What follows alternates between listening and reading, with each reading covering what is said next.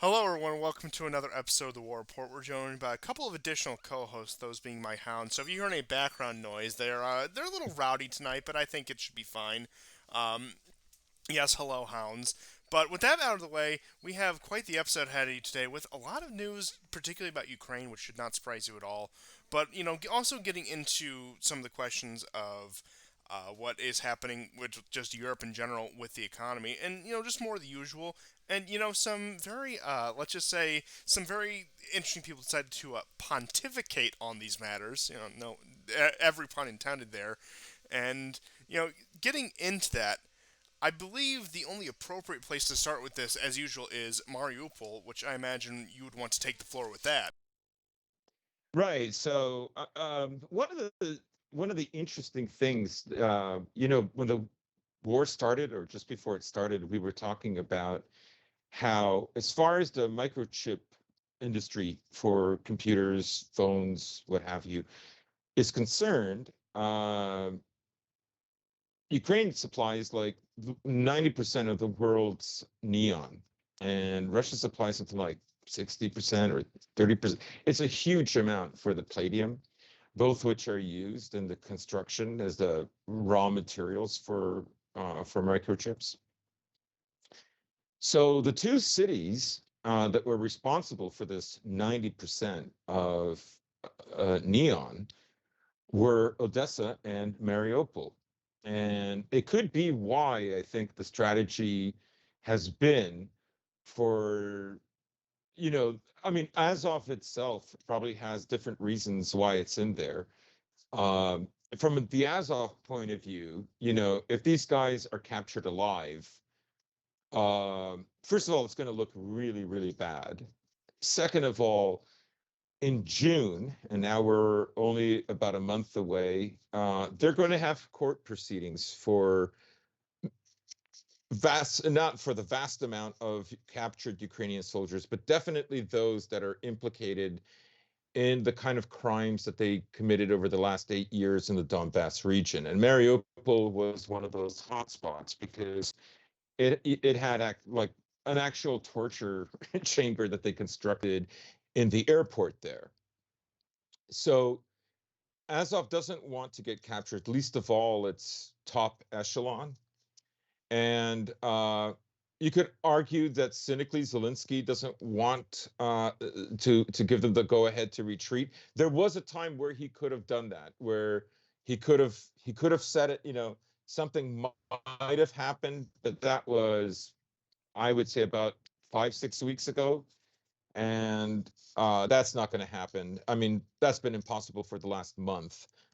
And so, just from the other point of view, it could be that fight for the city as hard as you can, because the sooner the city gets destroyed, the more difficult it will be for Russia to export neon, uh, because ostensibly it has cut Ukraine's supply here.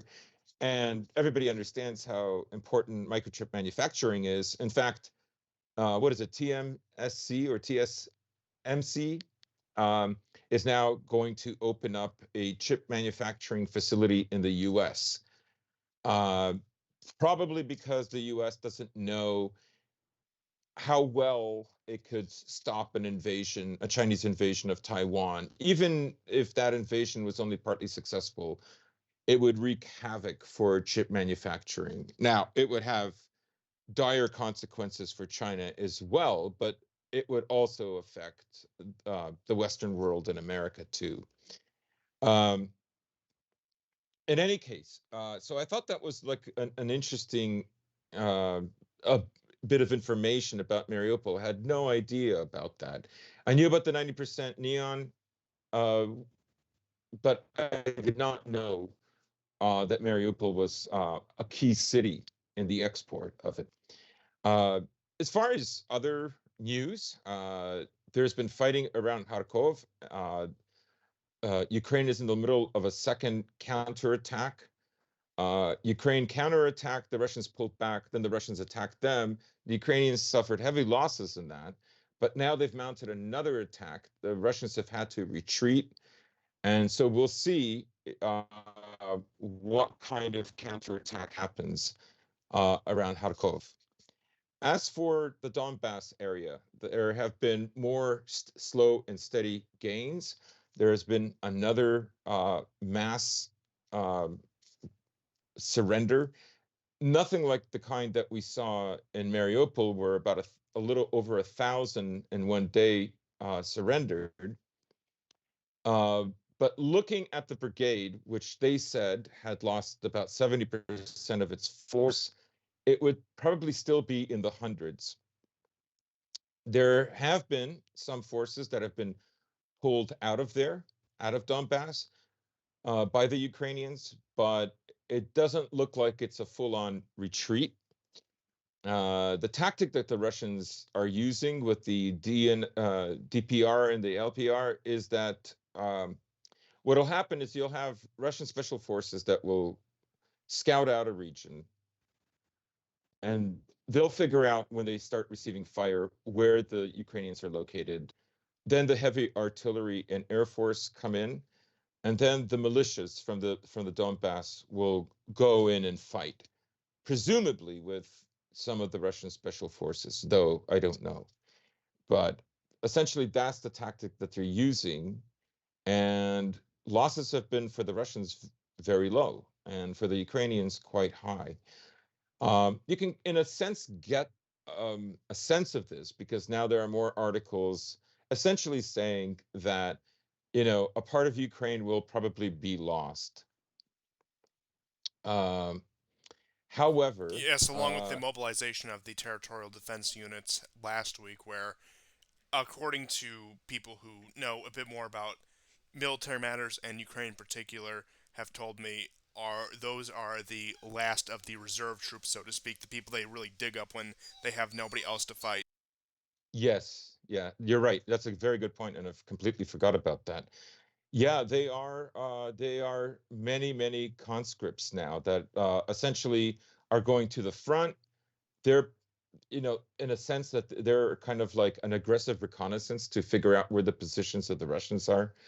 And then the more experienced forces will then engage with these forces. The problem is Ukraine doesn't have the artillery strength right now that the Russians do. And one of the main reasons for that is Ukraine doesn't have an air force anymore. So um, a And lot there of was also just some interesting news out of Ukraine and conscripts in the far western reaches of Ukraine, up in the. I know that it was called the Transcarpathian region under Hungarian rule, but I believe it's mhm.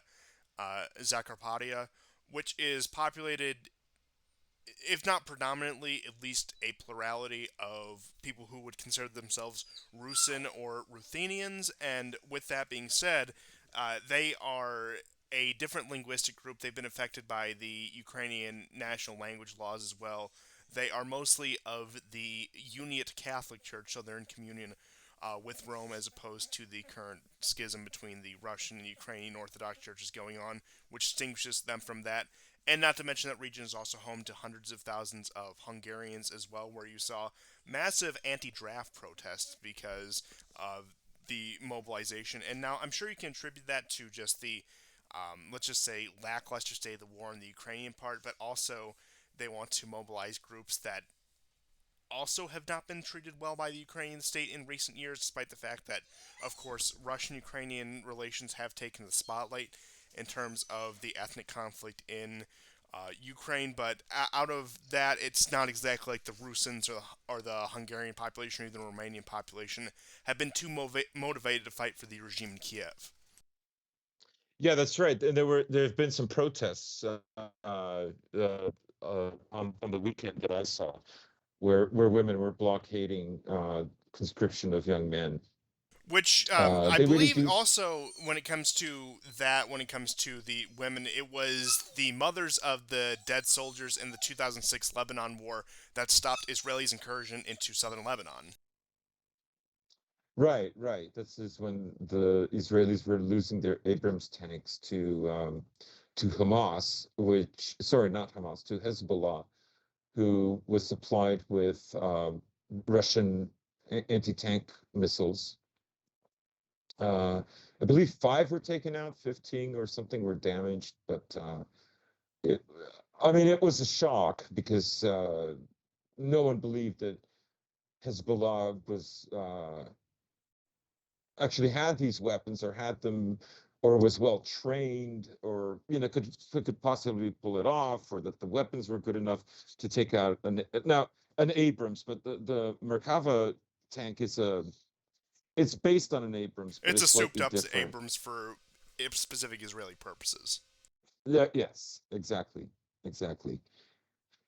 But after about 4 days of calm in Transnistria, so a shootout happened again, this time between, I would presume these are Russian peacekeepers or, Transnistrian military with, I would suppose they're Ukrainians. I haven't seen any confirmation.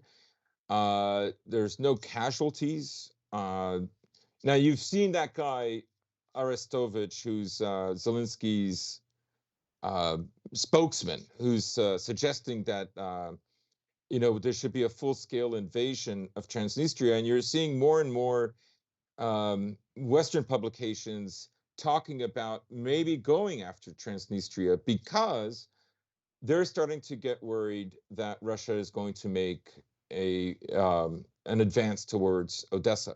Now, Russia has captured more territory around Kherson and around the beach recently. Um,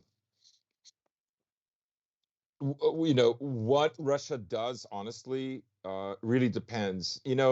A few shows back, I said that in the future, Kiev, might be, let's say, congenial with Moscow on some level, because we've discussed on this show prior to the invasion of how long term, how important that is to Russia, and why I think that determined that Russia did not declare war, but called it a special operation. That, by the way, limits the amount of troops that Putin can use. That's why it's under 200,000. And moreover, if he did declare war, then every single asset that Russia has in Europe would be seized. Now, a great number of it has already been seized. But again, we've also talked about the economic angle, and that is Russia is not a country that can like America, just grab 500,000 troops, bomb a city for 42, 43 days, and then invade. It doesn't work like that. There's no consequence for America if it does something like this. The only consequence it will have is just people protesting and criticizing it in the UN, which is it's a part of the liberal world dialectic that Yes, the judging UN is by this the number of this condemnations neutral against the organization. Zionist state, of course, and we'll have some news about Lavrov's comments on let's just say Yeah, yeah. Bennett and is quote unquote Israeli force that have been there. As it's shown, you can pass an infinite amount of UN resolutions, and they're fundamentally toothless. We've discussed the ineffectiveness of the UN before on the show, and honestly, it exists merely as a formality. Not that it ever held a great amount of power, but it's glaringly obvious how much of a shell of an organization it is at this point.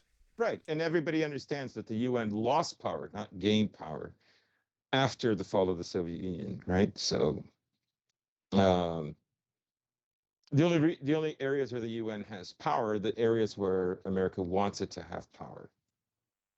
So Yes, it is a proxy um, organization where, of course, whenever they don't want American assets on the ground, they can send in the blue helmets to take care of whatever. Especially knowing the, let's just say, track record of the blue helmets when it comes to certain, let's just say, trafficking organizations either turning a blind eye, if not outright participating in said organizations. That the UN is a good, let's just call it, laundering organization for American activity around the world, where they can hide a lot of what yeah. they do behind that nice little flag of world peace with the blue and all the continents on it, where we're all one united world and all that happy claptrap stuff. Yeah, I mean, and after in a way, America did really well to discredit the blue helmets in the war in Yugoslavia and Kosovo. So, you know, I think that was always in the works, and now you don't even see them anywhere. America has to do it because, damn it, those blue helmets aren't good enough. Um, yeah, in some ways, it got rid of the idea of frozen conflicts in certain theaters. But to return to Ukraine, so anyways, as I said, uh, what I was getting at basically was, let's say in the future, um, the war ends. We're in day 70, right? We'll get into it, but some kind of a state of Ukraine will emerge, and it won't look like the Ukraine we have now. There'll be less of it, essentially, than before February 24th. Um, if Europe can no longer maintain Ukraine to keep it functioning, right? $7 billion a month, unlimited military um, machinery, whatever it is that is needed. Um, in the long run, I don't think will be sustainable. Primarily because Russia's economy is actually doing not too badly, and now the ruble is in pre 2020 territory. It went down to 64.85. It's now at 67. I thought it was extraordinary when it went down from 76 to 71, but when it dipped under 70, um, you knew that like the sanctions were not working. Even The Economist had a headline saying essentially that the sanctions are not working. Um, However, inflation in Europe is rising, and uh, this sort of, I think, settles the point. Should there not be a greater NATO involvement, which of course there could be, um, then I think the strategy that the Russians are probably looking for is to get the kind of capitulation that they wanted from the onset. From the onset, really, all they ever wanted was a recognition of the Donbass republics and Crimea and don't join NATO. That wasn't going to happen. And in a sense, that has forced the Russians to actually take more land in order to bring uh, Ukraine to the bargaining table.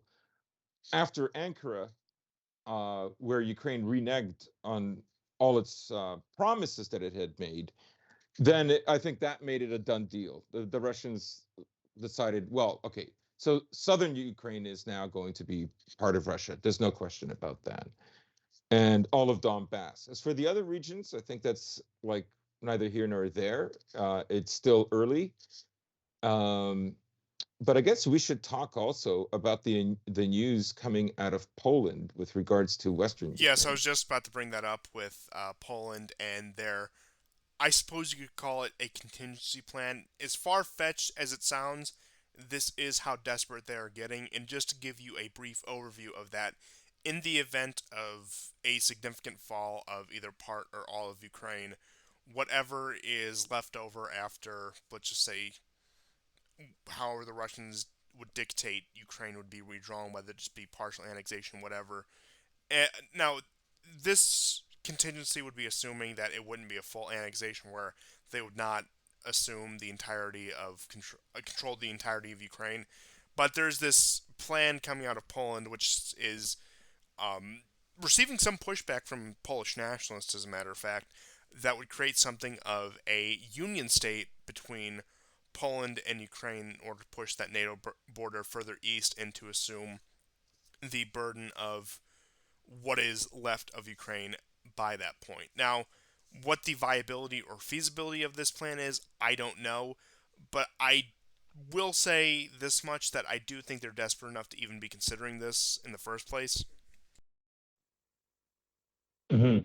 I think mainly the main reason is probably because they're thinking this could be like a legitimate way to involve all of NATO in this war. Now, it should be stated, right? Like Putin himself has said that Russia cannot fight against NATO, that they're badly outnumbered. despite what the Pentagon says. Like I would sooner believe Putin than the Pentagon. The Pentagon, they're invested in, uh, telling Congress that, and the Europeans for that matter, that military spending has to go up, because if it doesn't, they could find themselves in a situation even worse than this. Yes, and despite And my previous statements about the war games from 2018, particularly focusing on a simulated NATO Russian battle in the Baltic Sea, while again you may see Russian capabilities outmatch NATO in some places, if you were to get a full what are they at 28, 29 country coalition in on, now that's assuming everyone at least partially participates in on some sort of counteroffensive against Russia via Ukraine. At that point, Russia would be quite literally pushed into using the nuclear option because there would be no other option at that point in terms of a conventional conflict. They would be completely outnumbered, they'd be completely surrounded. In which case, it would also vindicate their past 10 years of statements, at least since the Georgia War, on NATO expansion and NATO aggression. But with that being said, it wouldn't surprise me, and I think that's exactly what they're going for, is trying to push the border of Poland further east in order to make an Article 5 incident more likely, is one of the more, let's just say, radical plans they would have in case things continue not to go their way. right, and just so people understand, Russia is a country of about 144 million people, and Europe is just under a billion, right? Like they would be outnumbered 9-1, or at least 8-1, or 8.5-1. That's there's no winning that war, and so I don't believe Russia is actually bluffing when they say that they would use nuclear weapons or tactical nuclear weapons, uh, because, as I said from the beginning, you know, Russia is fighting for its life. It's not fighting for a lifestyle. Um, Interestingly, the former prime minister of Lithuania made a statement recently this week saying something to the effect of, those people are not dying to get the latest American shampoo. They will survive on potatoes and cabbage, and our sanctions are not going to work. Something to that effect. I remember her saying potatoes, and that the Russians will forego American shampoo.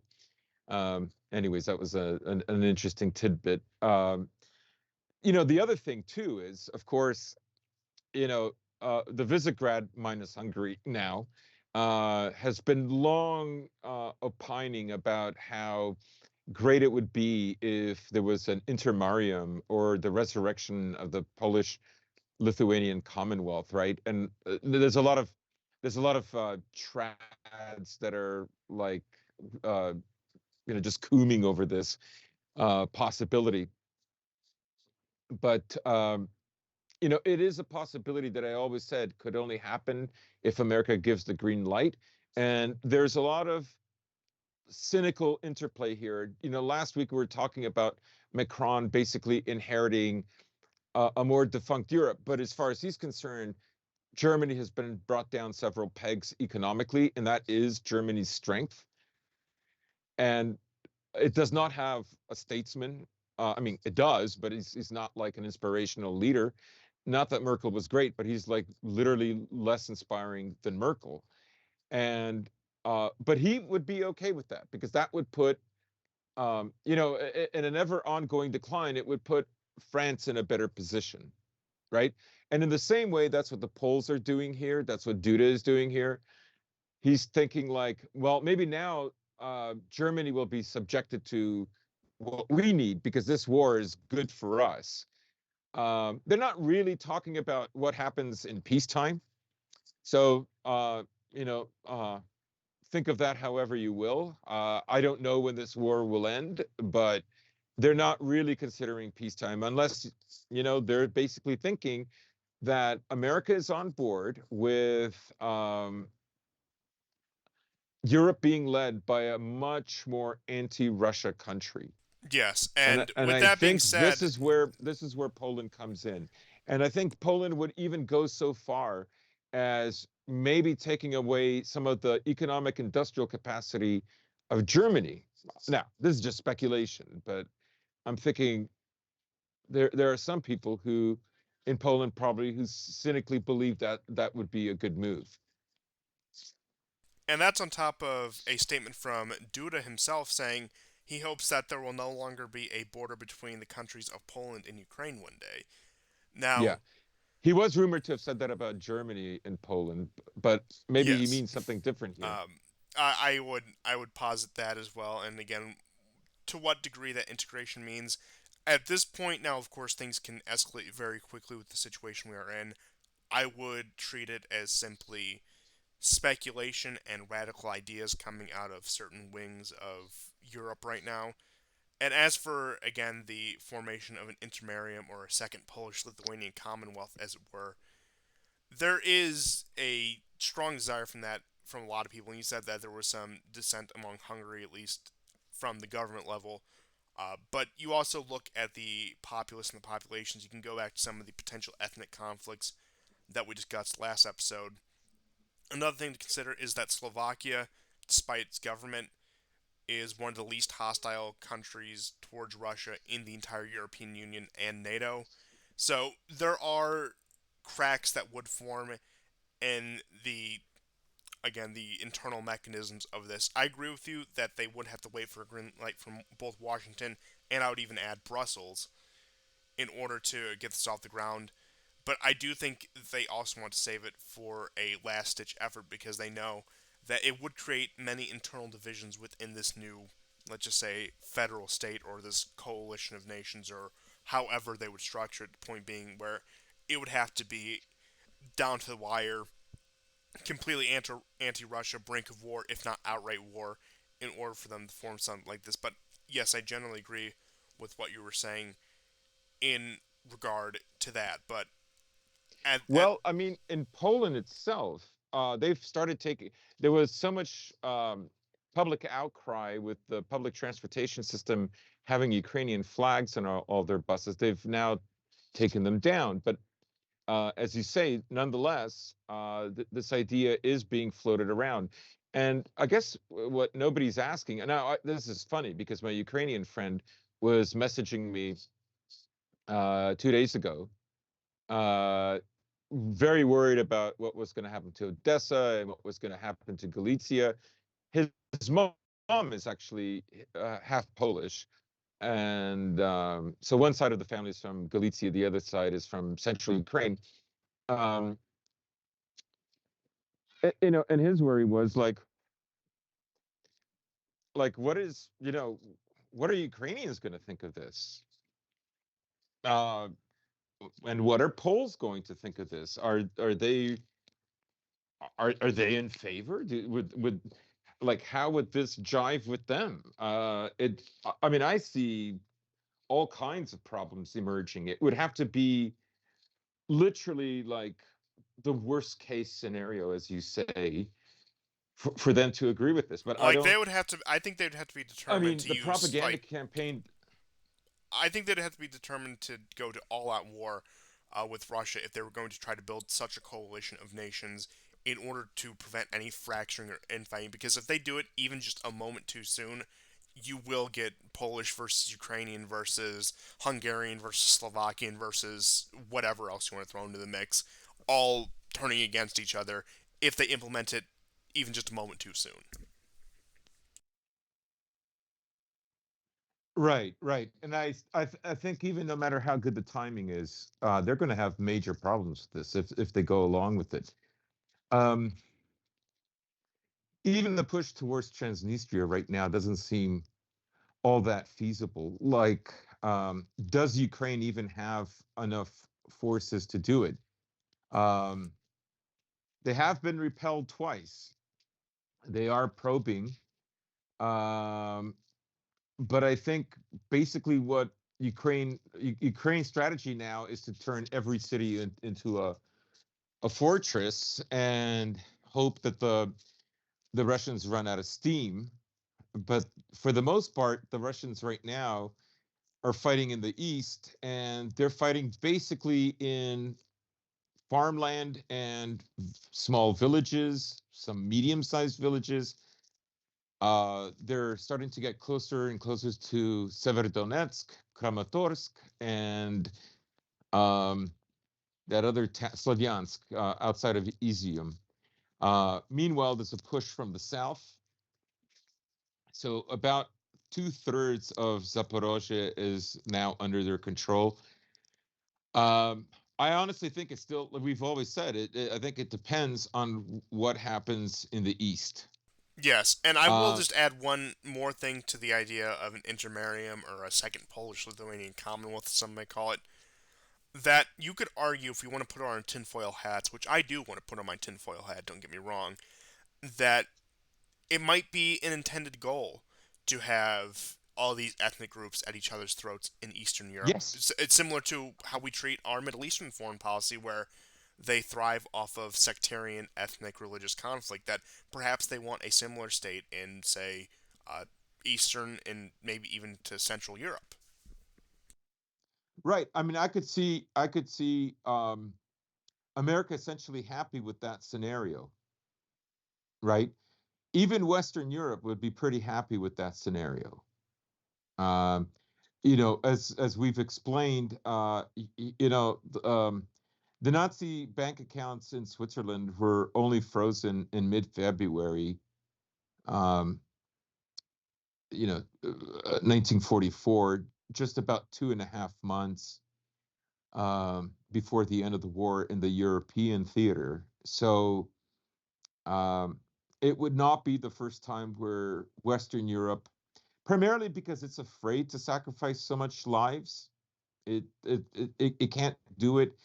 It's it's at a stage where it can no longer bear that kind of loss. So it wins battles basically by outmaneuvering, outthinking the enemy, using economic means, division, because that spirit isn't there. It's no longer willing to sacrifice those kinds of those amount of lives anymore. You see this with the Byzantine Empire. Um, Belisarius, in a way, in his interest to, recreate the old Roman Empire, in a sense, exhausted Byzantium, and it had to find ways to pay off all these tribes that essentially just kept reducing its territory until it finally fell. Um, so I think we're seeing a similar kind of scenario, but America, in some ways, is a fortress with two oceans on either side, and it still has the economic hegemony in many ways around the world. Um, yes, it's losing it. It's no longer in a unipolar world anymore, but you cannot write America off like that.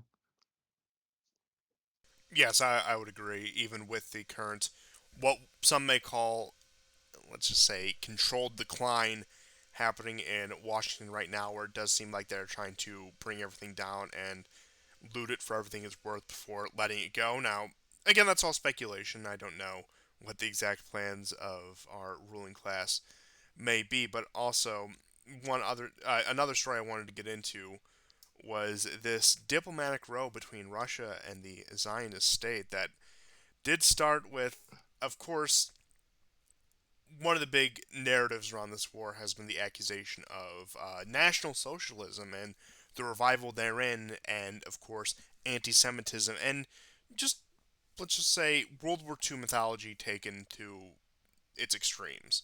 Now, of course, when Russia initiates this war, Putin gives the justification that in large part they're going into quote unquote denazify Ukraine, which means putting an end to some of these more radical groups within Ukraine, some of these more radical nationalist groups, perhaps the most famous or I suppose infamous being Azov Battalion, and as we saw what's been happening in Mariupol with the fate of that with the Avastal factory.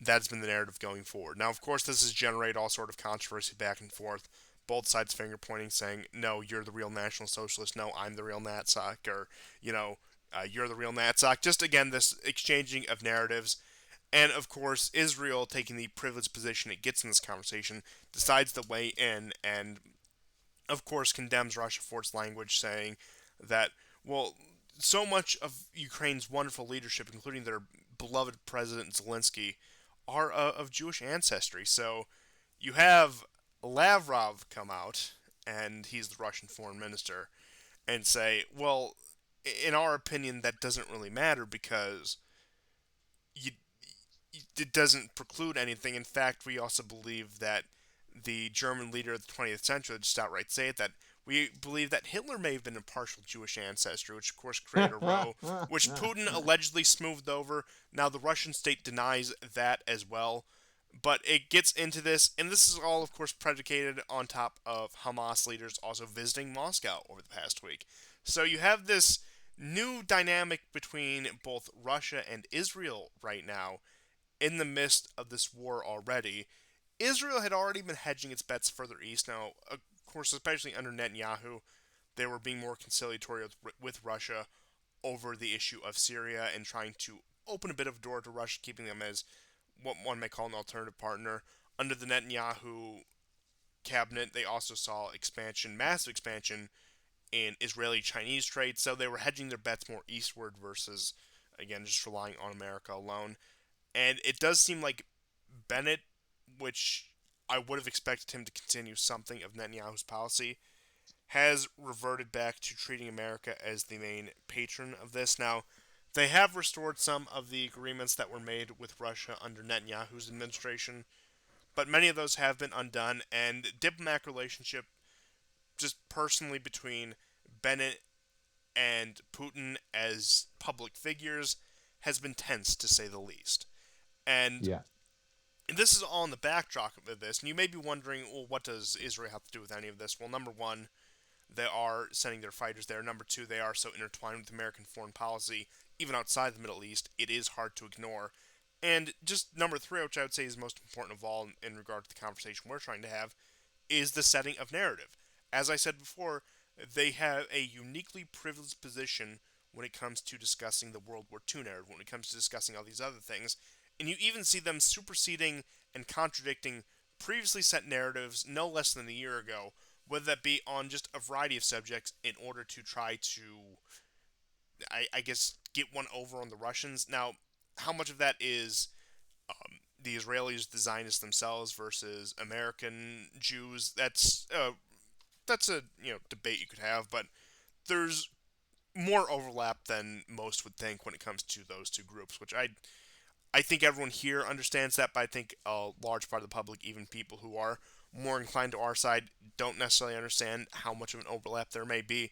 So, point being is when it gets down to narrative setting, Lavrov's comments, whether they be, say, offhand or perfectly calculated or whatever, have seemed to really, I don't even want to say hit the nail on the head, but really shone light on just how incoherent the narrative can become when it needs to, and the furthest extent which they can take the narrative in order to try to absolve themselves of any guilt or blame on the subject. And honestly, I bring the story up in part because I do find it very humorous about Lavrov's comments and how the Nazbols have been very vindicated, especially that one Russian man. Let me get his picture up right here. Back when Crimea first rejoined Russia, again, those are his words, and people thought it was a joke. People thought it was a meme at first, but no, this man actually said that.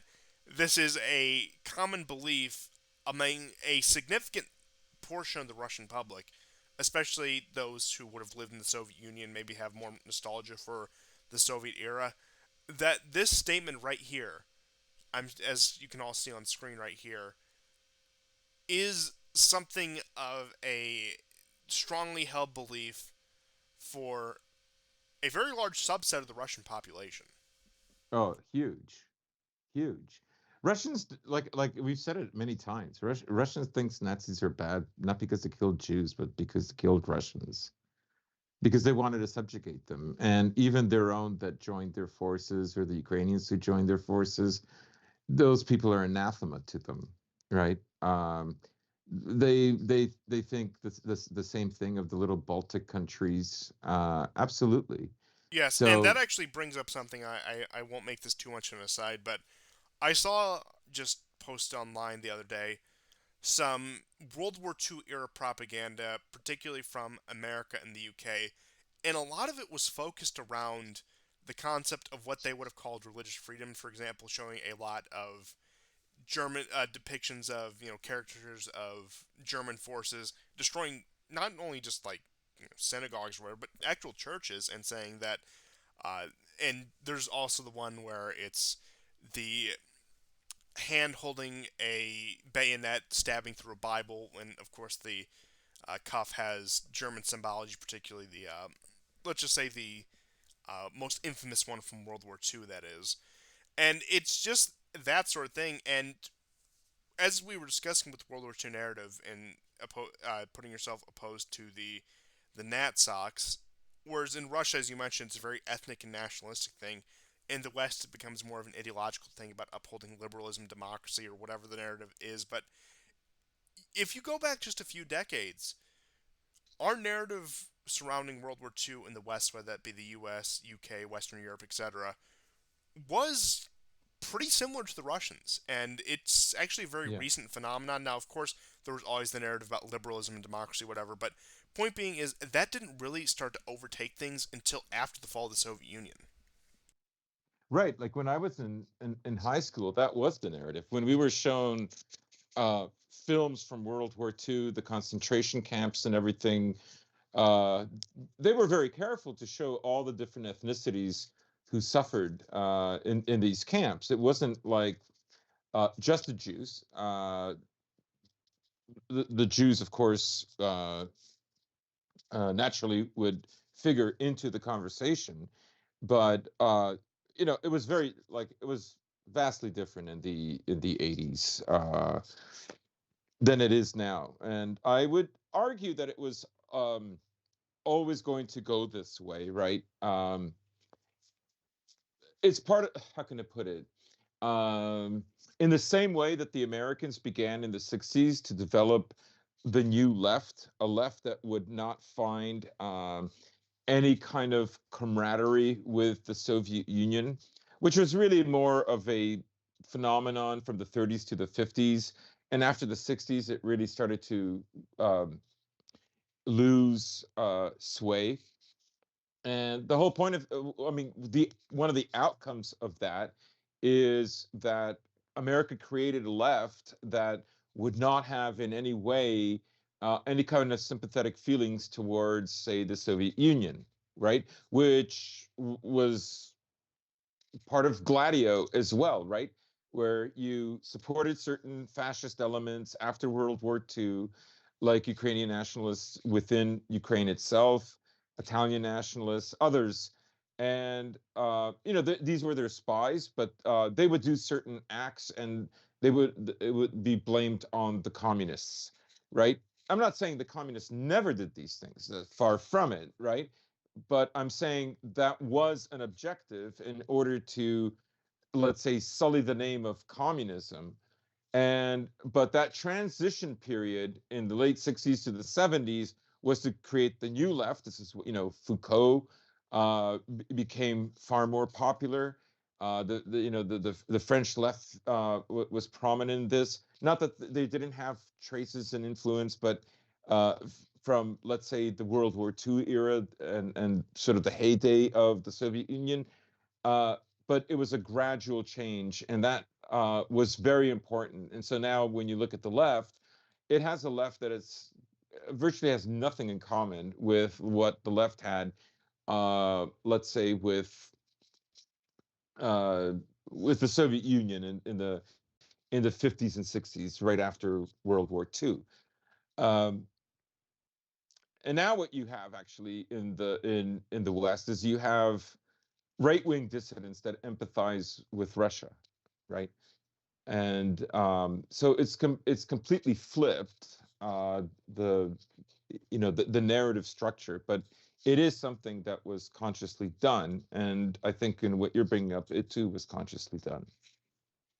Yes, and getting back into the actual events of the day, so to speak, the meetings with Hamas I find particularly interesting. Now, as those of you who intensely followed the Syrian war, such as we have, and such as I'd imagine most of the audience here also has, they will remember a time early on in the Syrian war, especially, say, 2011, Hmm. 2014, 15, where Hamas was decidedly anti Assad, pro Syrian opposition. Now, Yep. that has changed since about 2017 onwards, going into modern day. But you will remember a time where you had this very contrived web where they were in alliance with Hezbollah vis-a-vis fighting against Israel, yet you had members of Hezbollah and Hamas fighting each other inside Syria. You had Iran supporting both while also supporting groups once again fighting them in Syria. You have the Syrians supporting various Palestinian independence movements and various Palestinian factions against Israel while having many of them turn around and not just Hamas but many Palestinian organizations turning around and fighting against Assad in Syria. Palestine was very interesting when it came to the Syrian civil war because with most countries, you could tell definitively where they stood. And that's Middle Eastern countries, Arab countries in particular, where they were either very pro-Assad or very anti-Assad. And I'm talking about just populace and volunteers and who they went to fight for. But Palestinians seemed split right down the middle. Many of them were very anti-Assad. Many of them supported the Arab Spring. Many of them were very pro-Assad, opposed the Arab Spring wholesale. But the point being is we've gotten to a point over the past just say 11 years. We're about 11 years of war in Syria. This summer will be the 11th anniversary of the major fighting breaking out. Now, of course, the Hmm. unrest broke out in March of 2011. That And was. 11. Yeah. But with that being said, over the course of just over a decade, you have Palestinian leaders, Hamas leaders in particular, sitting down in Moscow with a Russian delegation. Don't believe that Putin himself met with leaders, but just a Russian No. delegation did, and I'm not even sure if Lavrov was there. But point being is, and putting aside Syria, even post fall of the Soviet Union, I wouldn't necessarily call Russia pro-Israel, but they were tepidly on good terms with Israel, as we were discussing some of the agreements between Putin and Netanyahu. And whatever dealings they had with the Palestinians was always through the factions that were in the West Bank, the more political factions, I believe. I don't think they call themselves the PLO anymore because I know the PLO was one of the groups that fled to Lebanon and was involved in civil war there. But Yeah. I think it's Fatah, which was the political party that Abbas is currently part of. But again, they dealt with the more, let's just say, moderate political factions that were based out of the West Bank whenever it came to dealing with anything to do with Palestinians. And Hamas was treated by most of the world, Iran and a few other countries aside, as a bit of a pariah because of the constant back and forth with Gaza, with the firing of missiles. Now, I do think with how heavy handed Israel has been in the past few years, that the population of Gaza and Hamas, which is, for better or for worse, their representation, I wouldn't say necessarily has garnered more sympathy, but people are much less hostile to them than they would have been even, say, 2 or 3 years ago, to the point where they are in Moscow and they are able to speak to a Russian delegation and they are able to have their pleas heard, so to speak. Now, what the exact subject matter of the meeting was, I'm not entirely sure. Now, we are coming up on a year anniversary of the most recent dispute over particularly the status of Jerusalem and the Zionist operations in Gaza. You'll recall that we did a very extensive episode about that around this time last year as well. But things have more or less settled down with the Middle East in general and with Israel and Palestine in particular. With that, and If I had Well, to, I mean, except for Tel Aviv. yes, that there is that upon the 74th and anniversary of independence celebration, there were the usual wave of attacks that one would expect, but even to a greater Mm. intensity. But compared to what we would have saw last year, now I'm not saying that this won't escalate further. It still hasn't broken that threshold. But the only reason I could think of that a Russian delegation would have Hamas delegates at this time would be just out of pure spite for Israel due to the recent diplomatic row, which does contradict the narrative that Putin profusely apologized to Bennett and called him up Yeah. and said, "We're so sorry. Just ignore Lavrov. He's It's not Armenian." even it's not even in the Russian readout, so you just have to believe Yeah, what and Bennett says. again, I'm not saying that any politician or any government is transparent, but Putin and the Kremlin usually don't lie about stupid things, if I had to put it, where you get a lot of stupid lies out of Western countries. Of course, you get a lot of strategic lies too, but you don't see many of the stupid lies out of Russia, in my opinion. Like, there's reasons behind their lies that actually make sense and that you could actually point to, like, oh, that actually furthers their goals, and not just they lied for the sake of lying. Yeah, I mean, I think that I mean, Russia has had this kind of mixed relationship with Israel. You know, there's been times where they've been at war. There's times where they've funded groups that were openly hostile to Israel, and I don't know. There isn't one European country that would ever host Hamas, ever, let alone a country in the Anglosphere. And I mean, I tend to think that this has more to do with Syria and coordinating pressure on Israel.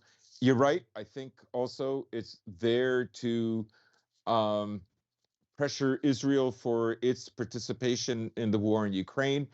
You know, there are Israeli commandos that have gone there to train, which also means fight, by the way. They're not just training them somewhere in a secluded field. Um, so anyways, I think it's there to send a signal to Israel, because I think despite the devastation that we saw in Palestine last year, no one expected the rocket attacks. Um, I would say if a flare up happens again like that, you're not going to see less capability on the part of the Palestinians, but probably more. And this is a signal that Hamas is probably willing to begin working more closely with Hezbollah, as Israel is a common enemy. And really, at this point in time, it's something that they should have done probably 20 years ago, not now. uh, it will probably maybe even pay dividends in Syria, right? Because they need Arabic speakers. They need people who can infiltrate various cells that are still determined to fight against Assad. Uh, Perhaps they can even sway them over. Uh, One of the things that E. Michael Jones said in this war, you see Israelis, like I said, going over to Ukraine, is he brought up Hegel's the cunning of reason, and he said, basically they're always cunning, uh, but eventually it will backfire on them. And in his own words, he said that this basically undoes the entire Holocaust narrative, um, and it will erode that over time, right? Because what it demonstrates is, either the Holocaust wasn't that big a deal to Jews, and their enemies are Russia, and they're willing to work with these guys. Uh, Mind you, I'm well aware that rumor has it that Kolomoisky funds Adar and Azov anyways, right? And you're really talking about two different people, Ukrainians and Jews, who want to destroy Russia. This is also interesting because uh, I believe 2 days ago, Chabayas, who quit, uh, Putin's administration finally settled in Israel 2 days ago. He's found his new home. He knows there's no home for him in Russia anymore. It's over for him. So he can join the 2 or 3 dozen oligarchs that have moved there as well. Yes, and that's not even to get into the movement, we could call it, of many Jews who believe that parts of Poland and Ukraine should be the second, if not the outright replacement for the Jewish state, that they should return to what is their quote unquote real homeland and establish a state there. And some people have called that the backup for Israel. I won't go too far in that speculation, but just let it be known a significant subset of Jews do believe that said land is rightfully theirs. And you They may do, write that yes. off as, well, that means nothing, but keep in mind, 80 years ago, we were in the exact same position with the Palestinian Authority under the rule of the British with the migration of Jewish populations there, and we saw how that turned out today. Now, haven't we? But with that being said, I mean, even if they did that, that would undo everything, right? That yes, too would undo absolutely. the entire World War II Holocaust narrative, right? I thought the whole point was to go back to your ancestral homeland. So now you have two ancestral, well, if you include Manhattan, three ancestral homelands. Let us not forget about Lakewood, New Jersey. Yeah, you want a fun time? Read about Lakewood Township in northern New Jersey and just how, let's just say, kosher it is there. But I did have some news completely unrelated. Well, not completely unrelated to Russia, but completely unrelated to Russia Ukraine out of Armenia. So, for the past 3 days, there have been protests in Yerevan, the capital, calling for Pashinyan to resign. Now, those of you who have stuck around for this long will know that in late 2020, September to about November 2020, there was that war over Nagorno Karabakh between Armenia and Azerbaijan. And Pashinyan accepted what was considered a very, let's just say, disappointing peace treaty to many nationalistic factions of the Armenian population, even a lot of normal people of the Armenian population. Now, of course, Pashinyan was a Soros appointee post 2018 color revolution, and this has become a semi regular occurrence where every few months the Armenians will take to the streets and riot and protest, demanding Pashinyan to resign. And of course, that's also followed, usually around the same time, with increments of the possibility of conflict between Armenia and Azerbaijan flaring up once again, judging on the very loose peace agreement that was signed before that wasn't really designed to create a lasting peace, but more a temporary peace, in my opinion. So, I point this out every few weeks, but I will say once again, keep your eye on the Caucasus because there's potential for, let's just say, more chaos to break out there, especially when you consider that even Georgia has more or less forsaken Ukraine. Now, that doesn't make them pro Russia by any means, but Georgia, its government in particular, and even its people have become exasperated with the antics of Ukraine vis a vis Russia. And I believe that a lot of the world, despite the hero worship status he's been given by much of the press within the past few months, but I do believe a lot of Western populations in both government and civilian have grown very exasperated with Ukraine and Zelensky in particular, with just how demanding they are. Now, of course, there's a current debate in Congress right now. Should we send yet another $30 billion to Ukraine in order to sustain this fight? And that's being deliberated as happens with the congressional proceduralism.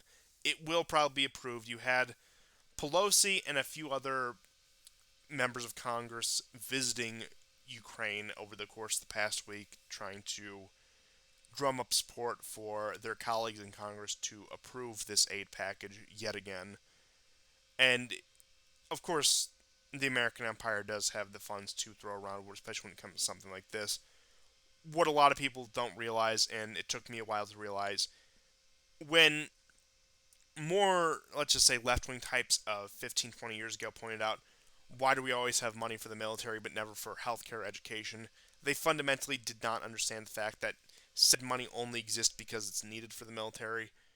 If we weren't pursuing these operations, then it's not like this money would just go back to the treasury. It simply wouldn't exist. That's just the way the American economy is structured. But point being is, it does go back to how many more aid packages are we going to send Ukraine before we finally decide it's simply not worth it. And when you even get countries like Georgia being exasperated by the conflict in Ukraine and with Ukrainian leadership, I simply cannot see how they're going to maintain the fervor for this for much longer. And you've already seen the so-called popular support with Ukraine fade into the background, especially with the alleged leak from the Supreme Court now.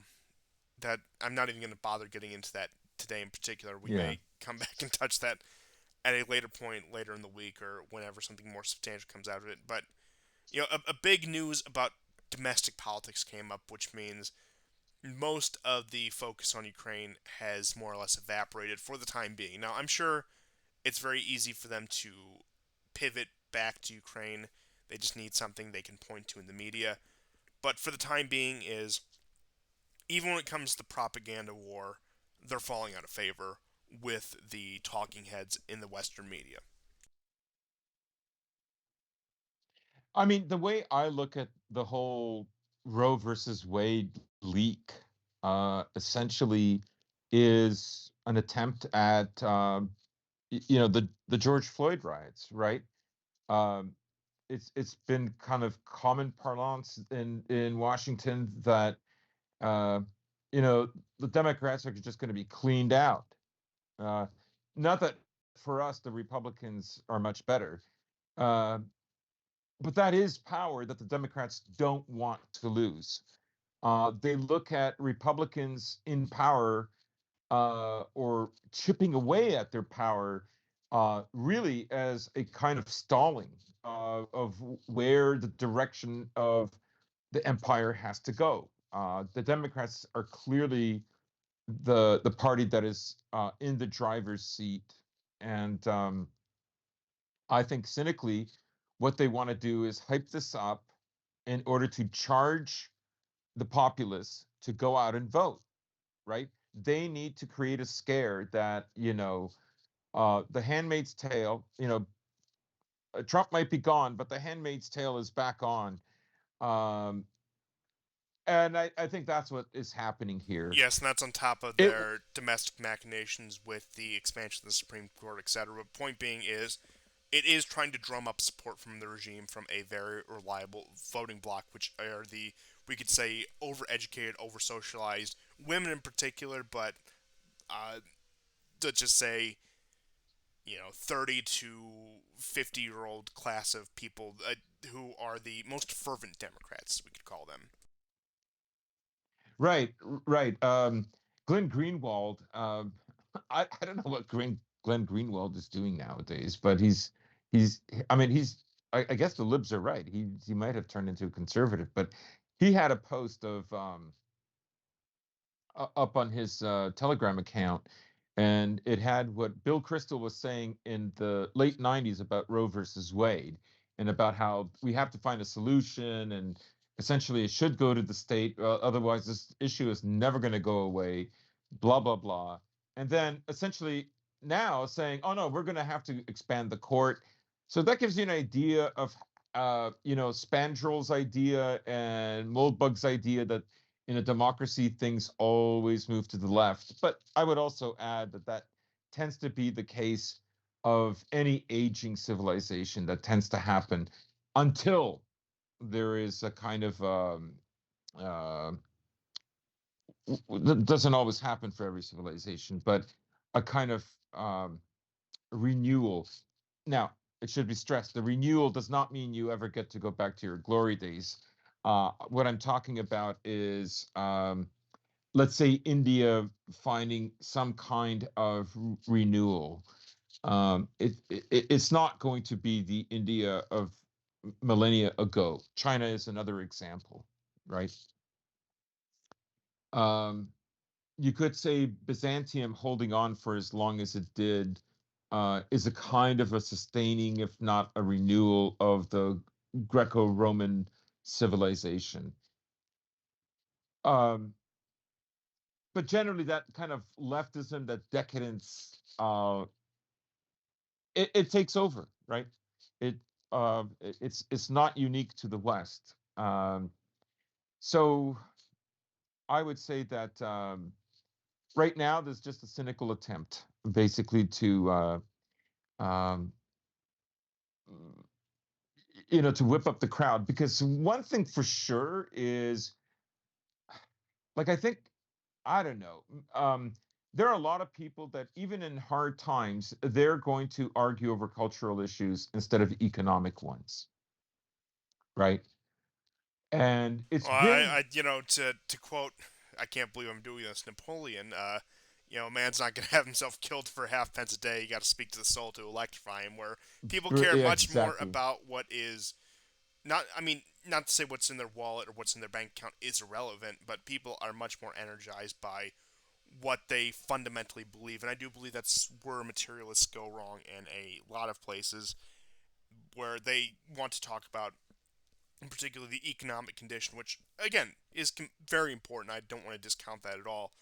But point being is, when it comes to truly held principles that go into, I would say, even a metaphysical reality, whether that be from a more traditional religious view or whatever else you want to put it, or some supplement for religion, as I would argue a lot of these left wing views are, that people are willing to put economic situations, unless they're risking absolute destitution. Even in some of those cases, maybe they might not even budge. They will put what they genuinely believe in their gut first. Right. And you can make the argument that people who live in the country, they drive more, arguably many of them that come from industrial towns have lost all those jobs. And yet, despite all that, Trump still won in 2016. Hey, what did I And say about yes, talking about me on the show? yeah, yeah, you should say it. Yeah, but go ahead, go ahead. You're on to Yeah. something. So, not that Trump's campaign didn't include a revitalization of the economy, bringing back the jobs, and so on and so on. But the real spearhead of his argument as to why he should be elected is to build the wall, is to control immigration, is to keep the demographic as it is. And and for a lot of these people who, might be on welfare, who are not doing too well, um, this was a big deal, and they were willing to vote for this guy. Um, so and we don't have to talk about the left, because the left, I mean, unless you include, like, certain minorities that don't have a lot of money. Of course, there are those who have a lot. Generally, you're talking about the city, the urbanites, and they're much more likely to be energized by cultural issues than economic ones. The economic ones are basically how they signal their the validity of their argument, but it's just an argument. Many of these people actually, on the organizational level, all of them can afford good health care. Um, you know, I'm And not even talking about champagne liberals. I'm talking about, like, people lower down the ladder that still have enough economic power, right? And they're always going to vote for the Democrat Party. and to touch on Um, that point, you'll notice in American elections, the real swing vote is actually out of the suburbs, and you have the stereotype of what a suburban Republican and a suburban Democrat is. There's actually not that much difference between the two. And honestly, you could say if there's anyone who votes on economic issues, it would be them. And I would argue because they are doing well off now. Of course, everyone is in debt, but they're doing better off than, say, the small town or rural working class, or the more upper middle or upper champagne liberal classes were, to the point where they're doing they found that sweet spot of comfort where, of course, they could always be doing better, but they're always at risk of delving back down into that we're going to live paycheck to paycheck. Life not be might be as comfortable as it is right now.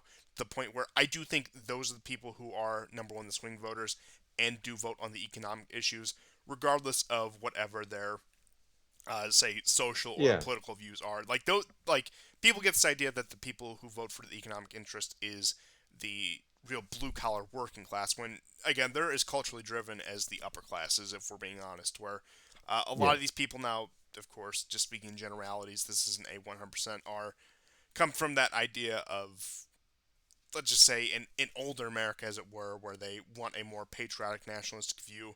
They do believe that it should be white and, if not Anglo-Saxon, at least Anglophone, if not necessarily Protestant, just Christian in general.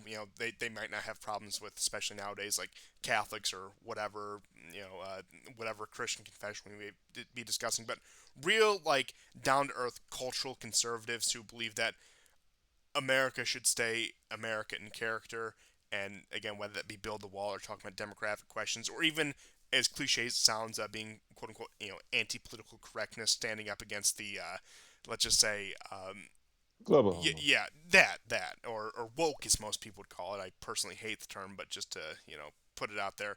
Again, that's where that kind of people come from, and then I don't think the champagne liberals, the pro global homo people, as I would like to call them, even need an explanation at this point. But at the end of the day, even in times of economic hardship, which we will get into some of the economic issues, such as the fertilizer shortage and some of the statements that the European Commission has made to the European people regarding the sanctions. And yes, I do have Yeah, some I mean, more I stuff on would. that, but do continue where you were. Right. I was just going to say you brought up suburbs and I guess small and medium sized towns might be included in that. After CRT and the whole trans craze, you have a lot of basically you have a lot of soccer moms that are not interested in this. Yeah, once again, Uh, Virginia was a microcosm, which is why we dedicate so much time to talking to the election results there. right. Yeah, that's a good point. That's good that you brought that up. I mean, on the other hand, like, I did see the stream between Joel Davies and Richard Spencer. And, one of the things that Spencer said, although I do think it kind of contradicted his own message, was that, in Princeton and Yale, it already is 2050. Uh, the majority of the students are POC, they're people of color. And so there are elites that are already being trained right now. These are going to be your CEOs, your bosses. Uh, Now, of course, his argument was that uh, maybe this war will revitalize the West because it will force it to come to terms with its actual values. And in this instance, I have to side with Joel Davies, who was basically saying, our elites don't care about this civilization. Um, that would mean, you know, a kind of a takeover. Otherwise, you become a donkey for these people uh, if you want to support the war in Ukraine, let's say. Um, because I don't see it. Do you understand what I mean? They've invested so much that this is the state of universities in America, and because of this war, they're going to negate all of that, or they're going to convert these people from moving away from, anti-white hatred. I don't think so. I don't. I really don't see that Oh happening. no, even if they wanted to go back, the die has been cast. With especially you mentioned that he had brought up the demographics of some of these quote unquote prestigious institutions like these Ivy League schools, where they are taking from the, let's just say, people of color community. At that point, again, if these are going to be the people dictating policy in just the very near future, even if they wanted to go back, it would simply be against their own direct interest to try to restore even, say, a 1990s political establishment, where Mhm. they're so far invested in it because fundamentally that is their identity, they are allowed in these positions because of the reigning ideology, that they have no motive or arguably even means of undoing that. So while I'm sure there are some people, even a very small fraction of the elite, that may want to return even to an 80s or 90s, let's just put that where, again, maybe it's just racial colorblindness or whatever, that simply is not going to be the case with the way the lines have been drawn at this point, and there are certain things that have been done that cannot be undone. Right, and this kind of brings us full circle to as we opened up the show, the conversation, to Ukraine, and that is what the wider perspective. Uh, you know, what is America and its dominance over Europe willing to risk, right? Like, let's say that the food crisis really begins to take off, right? All the avenues of leaving out of Africa lead to Europe and some to America, right? We're looking at something that could dwarf 2015 and 16. So, um, people often talk about like this was probably the last year that Russia could have fought this war. It might be also the last year that America and Europe can fight this war. But what are they willing to lose for it? Because as we've been saying on this show right from the beginning, like this statistic that we brought up about the elite universities of America already reflect America 25 years from now. They're all in place. So what can be, you know, how will that determine what America does next? Because, when these same people start to make the Supreme Court look very different, many other courts throughout the land look very different.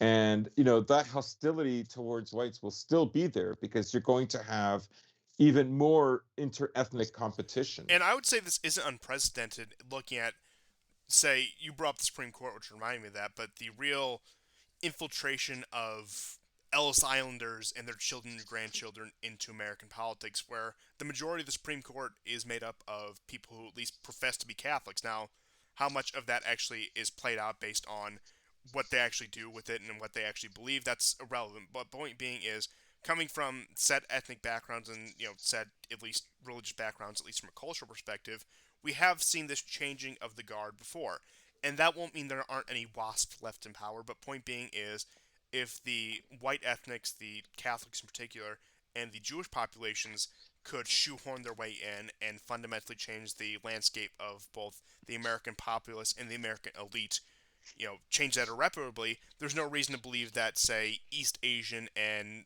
South Asian and other immigrants and other diaspora from that background can't do to the white ethnics what they did to the WASPs. And again, point being is, somebody else pointed this out, that in just the history of the United States post independence has just been a cycling out of different groups. For example, it was the founding stock at first. Then they were shuffled in with the Irish and Germans. And then the later Europeans, like the Italians, the Poles, the Eastern Europeans. And then another wave of Irish and Germans. And then after 1965, you got from Latin America and East Asia and India and South Asia in general. In the 2000s, from the Middle East and Africa. So point being is, they point out that it's actually historical precedent for the American state not only to shuffle in new people and mix up the population every few decades, but also loosen the restrictions of where they're willing to take people from, to the point where in 1790, good luck getting in if you're not a European, especially if you're not a Northwestern European, to the point where it's anyone's game, so long as you file the paperwork, or, in certain places, so long as you physically make it across the border, welcome to America. Yeah. Yeah. But I think everybody is concerned about how cohesive these societies are going to be. Like societies in Europe are no more cohesive than they were in 2015, 7 years ago. And presumably, as the demographics change there, they're going to be less cohesive, right? Um, I mean, ultimately, what they'll have to do is, in the same way that they're propping up and supporting these people outside of traditional European lands and European colonies, is that they will have to be trained up and be willing to fight for the empire, right? Well, I do But want to but are they? I, I But do are they willing to? I do want to bring this up because you mentioned Europe in particular, where Ursula von der Leyen, who is of course the president of the European Commission, as I mentioned earlier, has told Europeans they have to be ready to make the sacrifice. And of course, this was particularly given to oil and gas sanctions that will be implemented over the course of the Hmm. coming years. Statements particularly targeted in Eastern and Central Europe. Hungary and Slovakia were the main recipients of this message. Now, you'll know Hungary has been at the, let's just say, wrong end of the European Union's barrel many times, and we've seen Poland with that too. And increasingly, again, a country like Slovakia, now I bring them up, has become a thorn in the European Union side where it seems like even if they are following the narrative like Poland does, that these Visegrad countries continue to be a pain in the European neck, in the European Commission's, the European Union's neck. And you have just the continuation of this narrative that, yes, economically things will get worse. Yes, we expect you to suffer for this coalition war against Russia. And this may sound like it's contradicting what we had brought up earlier about the American culture war and the way they vote versus economic issues and economic principles. But I would argue, while Europe isn't full of Russophiles, so to speak, the anti Russia sentiment only goes so far. It's not one of those deeply rooted beliefs outside of a few exceptions, such as Poland and the Baltics and a few other places in Eastern Europe, where, for example, somebody in Germany, France, Italy, etc., aren't willing to undergo that economic pain to stick it to Russia because those ethnic grievances either don't exist or don't exist to the same degree, say they do, between Russia and other nations. Where, again, I could see a scenario where, for example, Poland or the Baltic states are willing to economically cripple themselves just to get one over on Russia.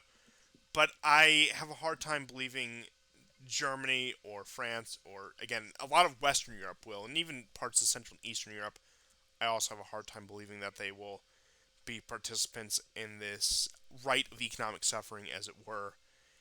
And I mean, with all I that mean, being said, it's a question of independence yes, I too, was just right? about Like to I bring that think, up because, okay, as you were saying with Olaf Schloss, as I like to call him, it's probably not the right pronunciation, but I don't want to dignify this so-called man with the proper pronunciation of his name, where German leadership fundamentally does not have a backbone.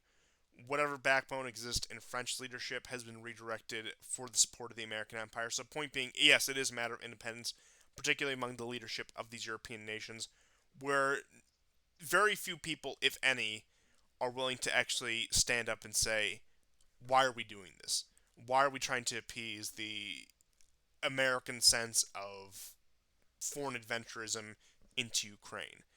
Now, they have a lot of ideological allies, Washington, Brussels, in many of these countries, but in terms of popular sentiment, even among the political classes, I don't think it's that strong.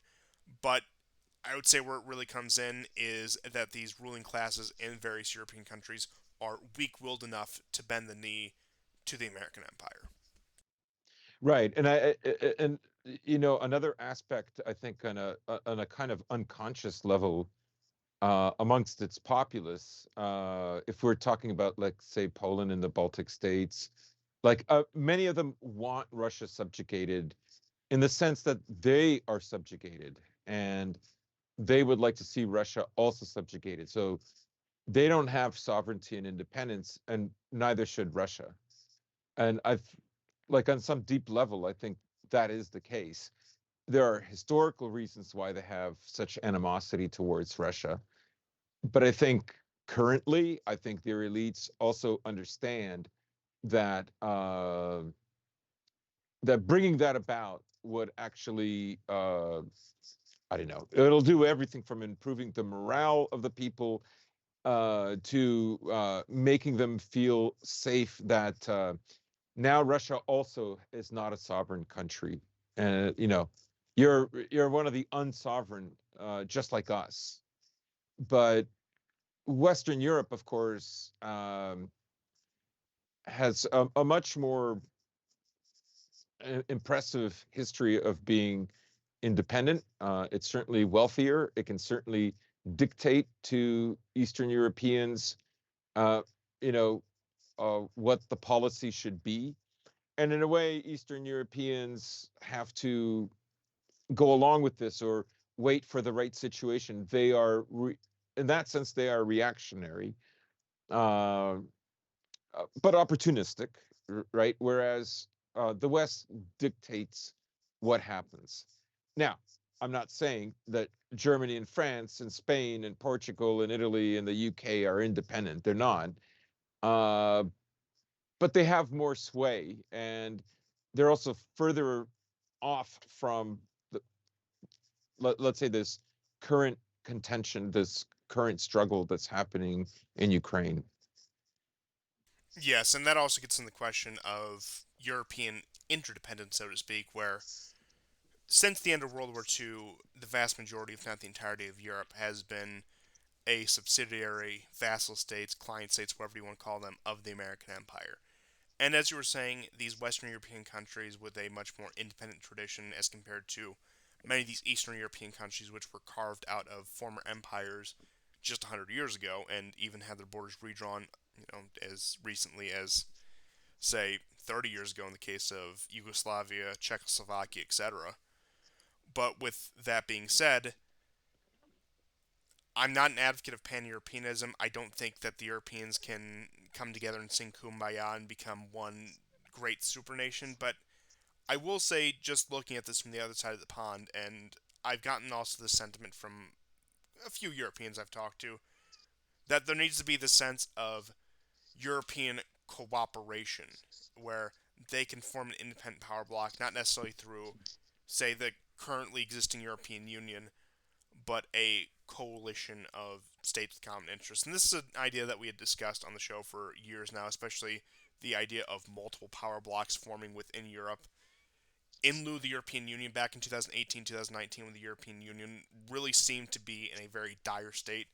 It has since stabilized, but point being is, as we go forward, I still do think the potential for those European blocs that have a potential of being more independent of the American Empire can form if you have the right condition of European leadership that is willing to assert their independence from the American Empire. But again, I think the question isn't necessarily means, but rather willpower. And not even necessarily willpower because for example, I don't believe that somebody like Olaf Scholz or Macron, I'm not saying they have the strongest backbones in the world, but what I am saying is, I think they're generally satisfied with the current world order and the current European order, not the rock the boat. You would need some sort of genuinely populist wave across Europe that would make 2016, 2017 look like a joke in order for something like that to happen. And as conditions change rapidly, who knows? There may be the possibility for that, but I can tell you the American Empire, once again, will fight tooth and nail to maintain hegemony over Europe because it's not necessarily of what they can get out of Europe, but what they can deprive Europe of doing either on their own or doing for another power such as Russia or China. Right, exactly. Which is what we said right from the beginning of the war that America had to settle for a bipolar world instead of um, a multipolar world, and and to do that, it would have to sacrifice Europe. Now, I think I'm going to go on a limb here and basically say that I think in back rooms, what they're basically deciding upon is this: Russia will lose the war, and we will have access to even more resources and cheaper gas and oil than ever before. We just have to win this war. Once that happens, we will be on better footing, et cetera, et cetera. And Russia will become our sorry, China will become our plaything again. But we just have to wait out this war. That's what I think is being said in back rooms and behind closed doors. Yes, I would agree. And I think one important context in which we do have to look at all of this is that what we are looking at is the end of 500 odd years of Western hegemony, whether that be through America, through the British Empire, through the various other European empires, think French, Spanish, etc. But point being is, especially in the form of China, because you could argue, despite Russia being removed from Western civilization, it still is fundamentally a European people and a European nation. But with the rise of China in particular, and even with flashes in the pan that we saw with the Japanese economy in the late 90s, well, actually the early 90s, late 90s when it started to stall out, that we saw for the first time in centuries the potential of a strong non-Western power that wasn't the Ottoman Empire, because the Ottoman Empire and even the Ottoman Empire had its toe in Europe for a few centuries there. So I don't know how one would consider that. But point being is a genuinely non-Western world power arising, and I do think that creates a crisis in both confidence and legitimacy to many in the West, whether they realize it or not, regardless of political view.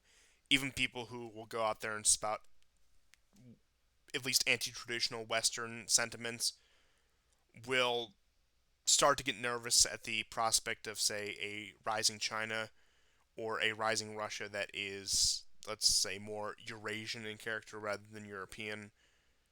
But with that being said, it creates a frontier that, again, nobody in living memory has had to deal with, and nobody over the past several centuries has had to deal with. And I think it's creating a general and not necessarily unwarranted discomfort.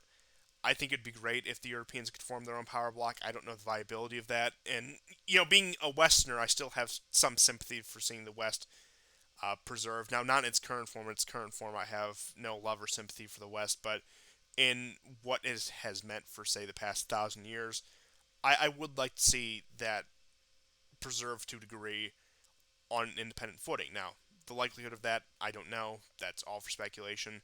But point being is, we are dealing with the first time, just once to reiterate, in about 500 years of a genuine non-Western power bloc having influence in the world. Yeah, and you could argue that part of that was paved by the overspreading of the West itself, of its economic and financial centers. Right, it still wants to be able to control those things, but countries like I suppose countries like India and China are not the same countries that they were in the 40s. India got its independence at that time. It's a bigger player now. China is most definitely a bigger player now. Um, but the problem is Western elites, in a sense, are happy about that. And so, if the West is not challenged externally, it's already killing itself internally. Uh, and I think that's one of the reasons why we always said on this show that long before we saw this war coming, and we always stipulated that it would require a full-on attack on Donbass, and we never saw that happen over the years until this year. And um, so time is not really on the side of the West, because these societies are not getting, they're in a state of stagnation. They're not, the standard of living is going down. Fewer and fewer people can actually afford to have a house. This is why renting is being glamorized. Fewer families fewer people can afford to even have families. That's why universities stress to women, to put the career first, and so on and so on. So that's already happening anyways. Um, our elites are just interested in like a kind of financial control over the world. Uh, that spills over into a cultural control, but mostly because this present culture empowers them financially, because it completely removes from the table any kind of uprising, any kind of challenge that could ever arise. And I guess in a sense, this timeline that we were on could not go on, and which is why war with Russia had to begin, and why the provocations had to keep going until that happened. Because left to its own devices, it would, let's say, realpolitik would eventually bring too much of a challenge. And it was obvious that Russia wasn't part of this system as the years went on. Um, yeah. Now, just the last thing I had for today was some statements from, let's just say, the Pope and Mhm. uh, some of his comments regarding that and some of the European actions regarding Patriarch Kirill and the Russian Orthodox Church. So, just starting the shorter one, is European Union has sanctioned Patriarch Kirill in particular, which does make me wonder what the Western dynamics towards the you know uh, towards the church is going to be, because we've seen from the U.S. State Department in particular over the past decade fomenting schism not only in Ukraine but also in Montenegro, Macedonia, etc., where they will again try to play into internal church politics, uh, mostly based on these upstart nationalist movements like Ukraine, like Montenegro, like Macedonia, and try to convince them that, of course, they need to break from the church and they need to have a more national church, as it were. So they Mhm. play in that to those politics as well, which does make me wonder with the Russian Orthodox Church. And correct me if I'm wrong, anyone in the audience or you, I don't know.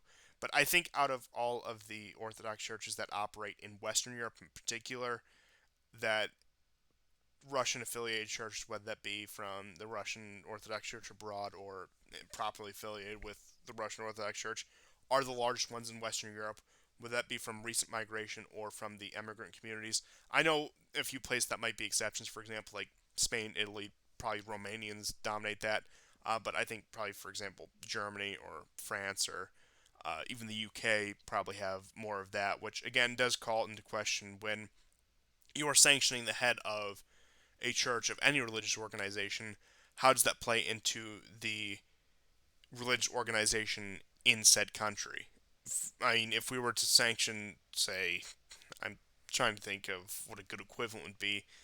I don't know. The Muslims don't exactly have the same sort of structure, but say, let's just do the obvious example.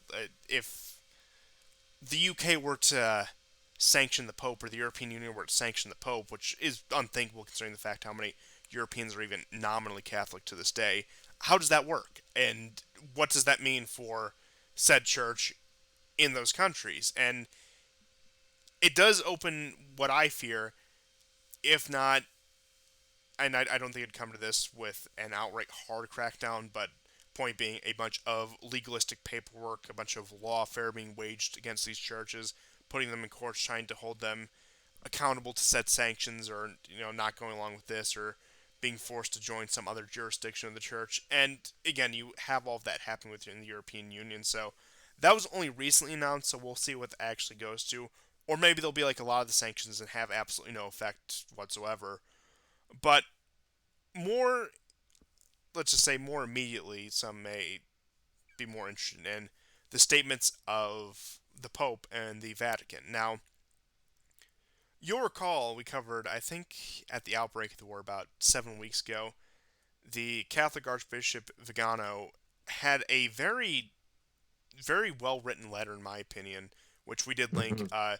regarding the entire situation and more or less calling for a cessation of hostilities and saying that the West and NATO and the European Union had completely overplayed its hand, and that we need to be more conciliatory towards Russia over the matters of Ukraine. You had the Pope echo similar sentiments, saying that NATO has gone too far and that their expansionist policies have caused this. But then again, he wanted to walk that tightrope and also said, also warning Patriarch Kirill to bring him back into this, that he cannot be quote unquote Putin's altar boy. It's just as patronizing as that is. But point being is, you had him really walk that tightrope with that, and that's of course not even to get into the rumors of his declining state of health. But point being is, especially during the Cold War, you saw that the Catholic Church, whether it be whatever Pope was head of the church at the time, or various bishops or whoever else, was, at least in the very early Cold War, you could say up until about the mid '60s, actually coinciding around the time of Vatican II, was very pro-Western, very pro-American against the threat of communism. And with that, I think many people expected, especially with some of the grievances with the Vatican II Catholic Church, that they would be more or less in supporting the American Empire, especially looking at the state of the church in Germany with the question of uh, the bishops and their, I would say, to put it in a generous way, tacit approval of at least homosexual civil unions. But point being is, many expected them to jump on board with this newest Cold War, but from the Pope himself, from Vigano, which I know are two completely opposed factions in the Vatican, but that's beside the point. But point being is, you don't see the same sort of uniformity that you would have expected going into this. I figured that they would have been all over this, especially considering, again, the way just the past few decades have gone, that they would be completely in line with Western policy on this. And I really can't peg down the angle of what they're going for. The only thing I can really say is they're trying to just com- maintain a complete air of neutrality in light of all of this. They really don't want to have the stigma of either being too soft or being too hard on this, so they're really just trying to walk the middle of the line and not to comment much, if anything at all. That would be my best guess coming out of this. And that's also to mention, of course, we Catholic nations, go from the extreme of, say, Poland, who are gung ho about wanting to take the fight to Russia and wanting to counter Russian aggression, as well as Western Europeans who are more detached from this conflict. So, and then that's not even mentioning the Catholic populations outside of Europe, whether that be in North America, South America, Africa, Asia, wherever. So I would generally say, despite the initial interest in the comments, that it really is just the Pope and the Church trying to maintain a very neutral line on all of this, which in an era you could almost say is a brave stance, where anything shy of active support is siding with the quote unquote enemy. You could almost say a statement of neutrality or a position of neutrality is, I wouldn't necessarily call it brave, but is making it known that you are an enemy of, say, the establishment. Right. The Vatican is now purchasing its gas in rubles for several weeks. Uh, but ultimately, I think what the West wants is to separate the Orthodox Church world. That's, I think, a very major goal. Uh, just last week on April 28th, in the city of Ukrainka, in the Opkovsky district, this is in the Kiev region, they had a city council session, and there was a unanimous decision by the deputies to ban the Ukrainian Orthodox Church in the city and in three other villages in the district. Um, this is huge, right? Like when this war broke out, they created almost like out of whole cloth, this new Ukrainian nationalist church, and of course, Bartholomew in Istanbul decided to recognize it. Um, Correct me if I'm wrong, but I think he did. That And happened in late 2019, where the church out of Constantinople did recognize it, and they were the only one out of, I believe it's Yes, 15 autocephalous Orthodox churches in the world. They were the only ones to outright recognize it. right. But I think it's a foothold, and simply because the church in Constantinople still has prestige, and Yes, and I will just add, and it's really snowballed in Ukraine since then, right? Like ultimately, what they'll want is the Ukrainian church, the canonical church, completely outside of any Ukrainian territory, de facto Ukrainian nationalist territory. yeah, similar to But the ultimately, situation in the that they've big created game, in Macedonia, just to mention with that, and are also yes, trying to create in Montenegro vis-a-vis right, the Serbian church. right. And so they want this splintering to happen as much as possible. And in many ways, the same kind of cynicism that is there in politics has crept its way inside the Orthodox Church as well. And who knows? This is something to watch in the next 5 years. Yes, and I will bring I up, think it will only ramp up. I agree, and I will bring up in relation to Constantinople the role that the Turkish government plays in all of this, because there all are laws within Turkey that the ecumenical patriarch, who is of course seated in Constantinople, does have to be of Turkish citizenship, and I do believe that the Turkish government also does get a say over who gets to hold the seat. So, of course, since the beginning of the Cold War, and even I would say since the end of the Ottoman Empire, they've been in this position where, of course, Turkey, being more or less pro-West, has had a strong say over who gets to hold that seat, who gets to hold that most prestigious seat in the church, in the Orthodox Church.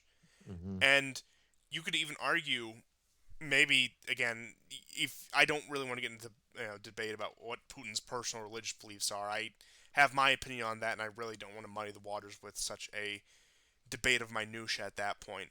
But point being is, from a Russian perspective, even just viewing the church as a political organ, even if we're just going to assume that's all the Russian state views it as, which, once again, I don't think that, and I'm not going to get into that. Having greater influence over Turkey and the Turkish government also gives more sway in, of course, who gets to, sit as the ecumenical patriarch in Constantinople. And of course, uh, the current ecumenical patriarch Bartholomew is, I believe, over 90 years old. So, with that being said, this probably, and as you were saying, over the next 5 years, this probably will be a major question. And as Turkey waffles between East and West, we could see a lot of political intrigue within the Turkish government itself having a lot of sway over this, where once again you could see the position, if he still is in power, Erdogan becomes something of a kingmaker out of probably one of the biggest religious crises in centuries. Now, that may sound exaggerated, but I would say at least since the anti-Christian campaigns of the Soviet Union, I would say this is probably one of the biggest crises. But you could have a position where, once again, Turkey is put in that position where they have this, uh, say, disproportionate amount of power over this issue. Mm. That's an excellent point. Um, yes, I mean, I wonder, I wonder, because I think really the Orthodox world, I don't think is as unified as it would like itself to believe. Um, I think it's in a very worrying state, if you ask me, because as we were alluding before, you have all these small states who are, looking to get any kind of advantage. Maybe it's because in that instance where American policy and their desires align, that they have like momentarily a feeling of sovereignty, of some kind of self-respect. But it's only because they align to a certain degree. Um, and you know, as you rightly pointed out, you can imagine how much sway Russia has over Turkey, in and of itself, decides also what Turkey decides to do with reference to the church.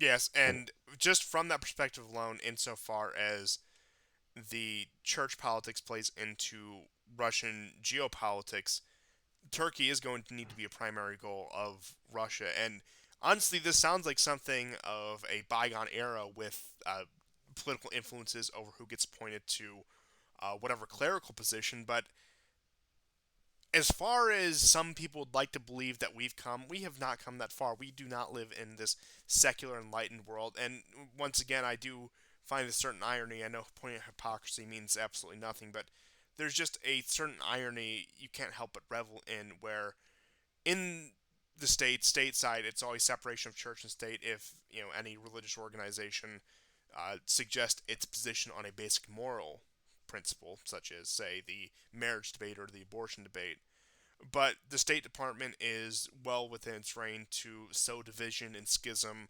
within the church as much as it would like. And Mm-hmm. that's an understatement, frankly. And point being is, I understand the danger of saying wanting the church to become overdependent on a state guarantor, but you could argue that church and state have always had a certain, let's just say, ideal relationship, or a certain relationship standards that they should have met. And I think the next few years will be crucial. And if Russia can live up to the proper role that a state should play to the role of the church, especially when it comes to advocating for its interest against a decidedly secular power, more power to them. Yeah. But that's all I had for this episode, unless you have any last minute stories that we had left off. I have only one thing just to reiterate from what I was saying at the beginning of the show, and that is we were talking about that Ukraine is now getting middle-aged men and young conscripts to go fight, and you still see in right-wing circles on Telegram arguing that Russia was really going to take Kiev with 35 to 40,000 guys, but they never answered the question. So why isn't Kiev? Obviously, Russia's completely incapable now. It's been proven to take Kiev. Why not? I mean, they barely even bomb it anymore, except for last week. Uh, when the Bulgarian prime minister was there. But uh, so why aren't they sending their best fighters from there in Odessa to fight, right? Because first of all, they can't protect them to get there, and second of all, because they're afraid that those Russian forces may reemerge and lock down the city again. In either scenario, they are not willing to risk that.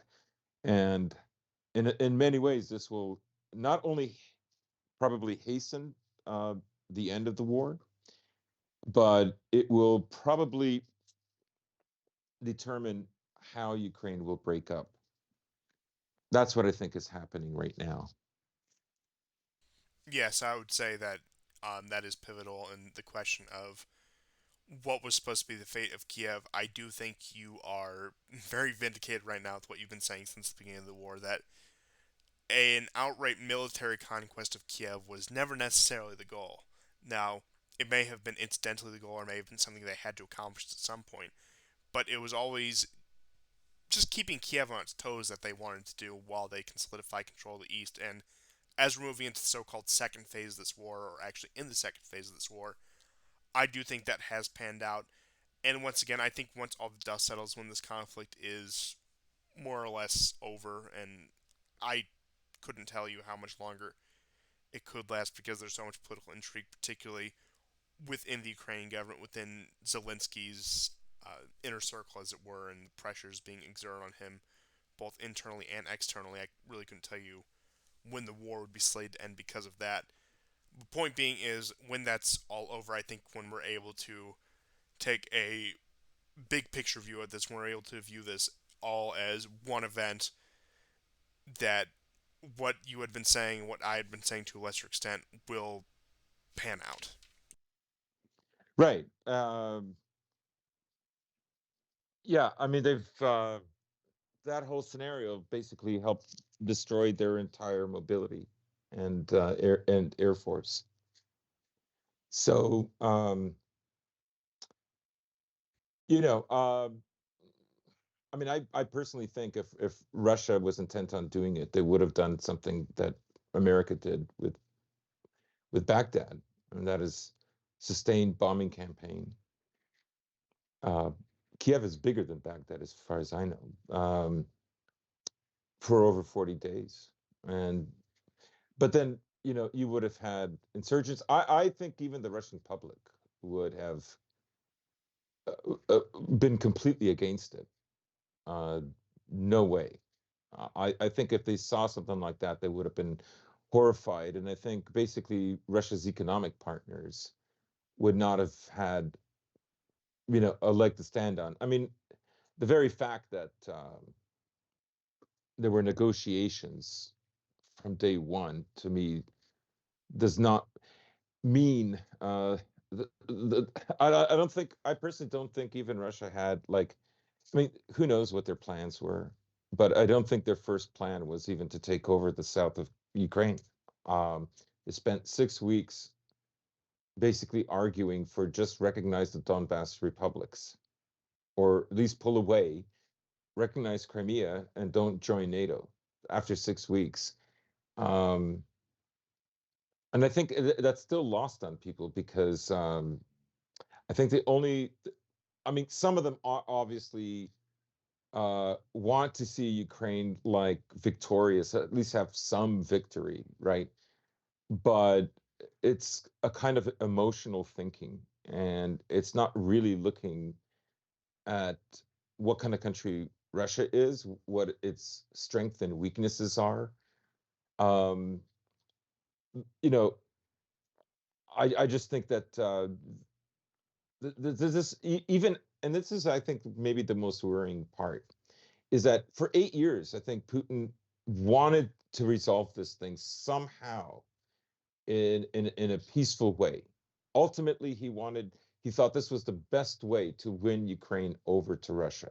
On some level, he always thought that was the case, and I think even the whole flashy shock and awe, and then meeting for negotiations the next day was also supposed to be some kind of a way for Ukraine to peacefully capitulate, but it would not alter dramatically the map of Ukraine.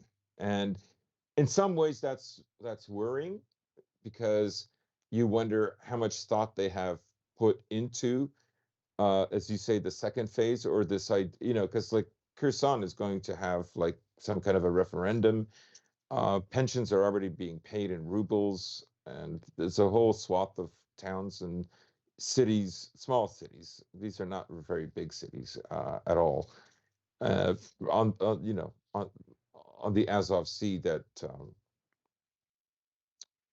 how because I think the thing I'm rambling, but the thing I always thought was before the war started was how in the world is Russia going to like pay for all of this? And as good as the economy is right now, and it's all things considered, this is still going to be a major challenge. Like just imagine rebuilding Mariupol.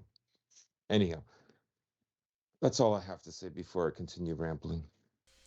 Okay, and with that being said, thank you everyone for tuning in to this exceptionally long episode of the War Report. We're just going to cut you off shy at 2 hours here.